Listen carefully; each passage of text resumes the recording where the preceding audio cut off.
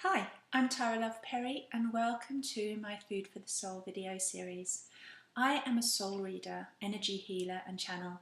I have been doing this since I was little, as small as I can remember. It's a natural gift for me and I've been doing it professionally now for over 14 years and have travelled to some extent around the world and taught my methods and done healing and soul readings for people in many different places. And I'm called to bring you these videos every week now. Let's see how consistent I can be for such a spaced out kind of random person. To give you food for the soul. This is how I experience the world. I read people's soul energy. So I'm just going to quickly tell you what that means. The soul is like a drop in the ocean.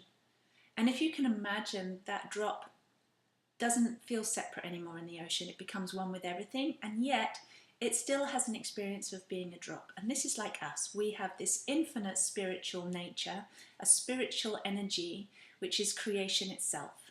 And then creation creates tiny little droplets. And for a time being, we have this separate existence before we go back up into the clouds, and then we rain back down as a drop, and we go back into the ocean, and then we continue on this journey.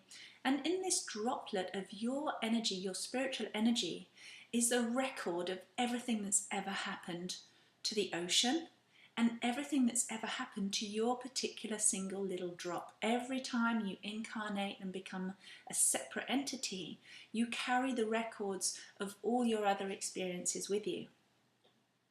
And so this records is recorded energetically. It's also recorded, of course, in your DNA, ancestral history.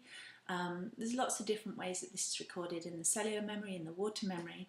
But the way that I read it is everything is energy, whether it's mental, emotional, physical, spiritual, it's all energy. And for some reason, I'm able to tap into the experiences in each person's soul as if I'm doing a time capsule and watching the memories and seeing the bigger picture of what was actually happening outside of our own perception of what was happening at that time. And I'm able to tap in and I'm able to read those stories and see where the disharmony is. And this is the main point, really. It's to see what true nature we are as a spiritual being, as a physical being, who we truly are, and also to see those experiences that have created disharmony, that leave a bad memory, that leave a bad imprint. And I mean bad as in it just doesn't feel good. Not bad as in, you know, right or wrong or good or evil, but it just doesn't feel okay. There's been a lack of resolution there, there's been a misunderstanding, there's been a wound. And so these kind of memories really stand out to me like a dissonance, you know, in the field. And these are the parts of our soul, memories that want to be brought back into resolution. Why do they want to do that? Why would we want that? Let's just take a moment, take a deep breath and see how it feels when you remember a relationship, for instance, that you didn't get completion with.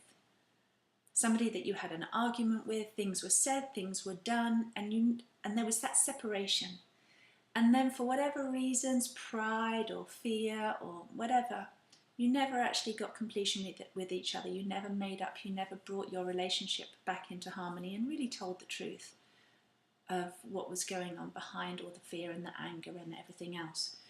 And it's left open. It's like a case left open, a court case left open.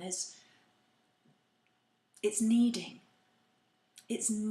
resolution, and it sends out a signal, a needy signal. Please come and pay this attention. Please come and resolve this. Please come and make the ends meet and seal the deal and wrap it all up beautifully so it can come back into harmony.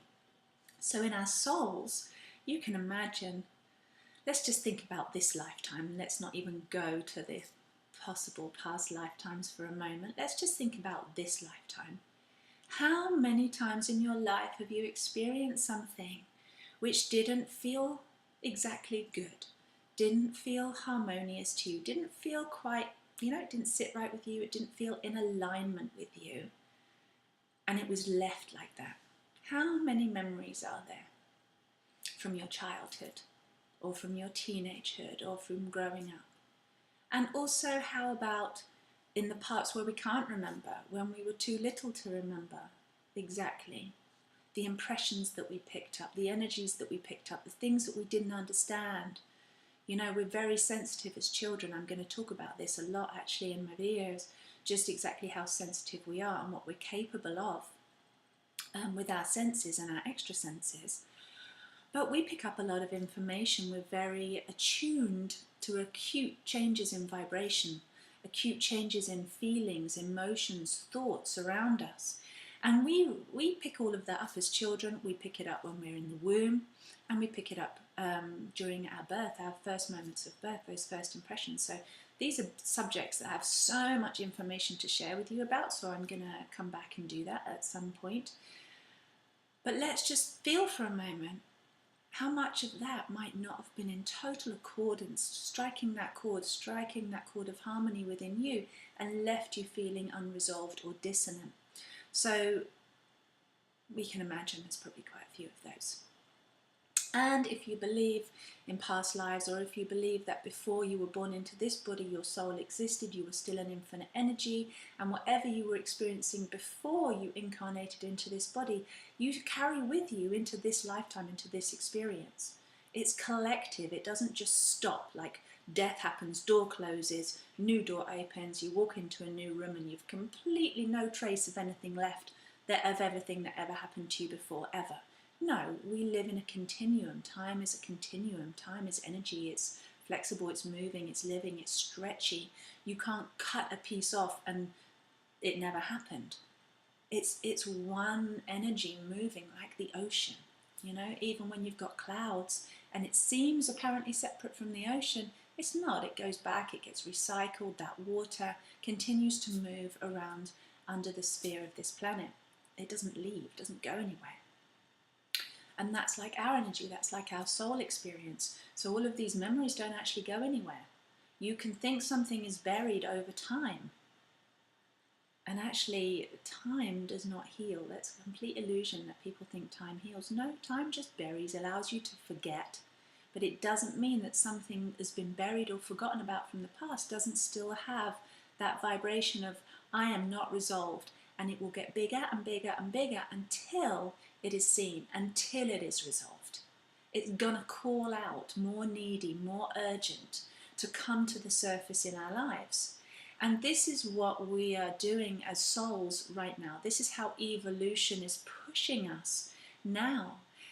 Because we can't just keep burying things. You know, our ancestors are buried. We think that all the pains of the past and all the history and all the treachery and all the betrayal and the lies and the abuse and the torture and everything else, we think, oh well, we just bury it and build a nice new city over the top of it. You know, put new wallpaper, make everything nice. It's going to hide that. Well, it isn't. It's going to keep coming up. And it's like if you've got a rotten foundation, if you've got a dysfunctional, disharmonious foundation underneath your feet, buried with this dissonance, with this call, this need for redemption, this call and need for freedom, for liberation, for, you know, bringing it back into harmony, it's going to have to be recognized, because otherwise everything that you try and build on top of that foundation is going to be shaky. You're almost not going to be able to do that, you know, reach for your dreams, reach for the stars, if what's underneath in your soul memories or in your childhood memories or in your ancestral lineage is unstable, is shaky. So we, as conscious beings now in this day and age, we can't hide anymore. And that's why you, my friend, have all these things that are put in front of you again and again, probably on a daily basis. You're being called into awareness. You're being called to be conscious of something that needs to raise its, you know, it's not really ugly, but we say raise its ugly head. And it's only ugly because it's been buried for a long time and we've been afraid to see it. But actually bringing it up into the moment, bringing it up into your daily lives, and being able to give it that due attention. It's like finally having its day in court, finally being able to be seen. Those memories in you, finally being able to have a voice, because you've got an adult there to listen. You've finally got somebody conscious enough to give you the attention that you needed. And that person that's conscious enough is you. That's you. That's why it raises in your life, because it's for you to recognize. You are the one being taught about consciousness. You are the one who is being asked to evolve, to step up, to grow up, to take responsibility for everything that arises in your life, as caring for yourself, as caring for your own soul, nurturing your own soul, that you may evolve, that you may grow.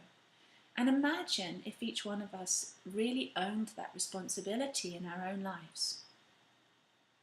We didn't put our stuff onto somebody else and say, I'm a little child still, I can't deal with this, I want to stay naive, I want to stay ignorant, I want to keep burying and suffocating, I can't deal with it. You know, look at the effects that happens. We have a lack of evolution happening on the planet. We have destruction, we have wars, we have all kinds of crazy stuff. And what would happen actually if each soul just went, okay, I give up, I surrender, let it come up, let it be seen, let it be blessed with the light of my own awareness. Let me understand, let me learn, let me not fear anything of my own self, of my own nature, and let me not fear of evolution itself. How incredible would that be? So that's my invitation to you. I'm here to support that journey. This is my commitment. This has always been my commitment, as long as I can remember, since a little kid. I remember being 4 years old and saying to my mum and dad, looking up at them from sitting on the floor, and just telling them that I just needed to bring more love into this world. And how do I do that? By bringing it into myself. So I'm going to teach you, coach you, encourage you, hopefully inspire you on this journey. So tune in every Monday. That's such a 70s thing to say. Tune in, folks. Yeah, and let's hang out. Let's talk some deep, cool stuff. Lots of love, and I'll speak to you soon.